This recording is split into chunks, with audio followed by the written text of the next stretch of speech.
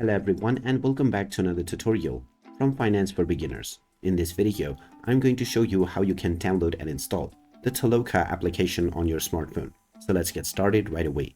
First of all, open up the iOS App Store or the Google Play Store, depending on your device. Once you open it up, just tap on the search box and now you can type in Toloka to begin your search. Once you find the Toloka Earn Online application, you can tap on it and you will see the install button. Tap on the install button and this will begin the download and installation of this application on your device. Just wait for a while until the process is completed, and when it is done, you will see the open button. Tap on this button and it will open up the Toloka app on your device. You can now continue with signing up or logging in using your Google account, your LinkedIn, as well as your Facebook. So there you have it. That is how easy it is to download and install the Toloka application on your smartphone.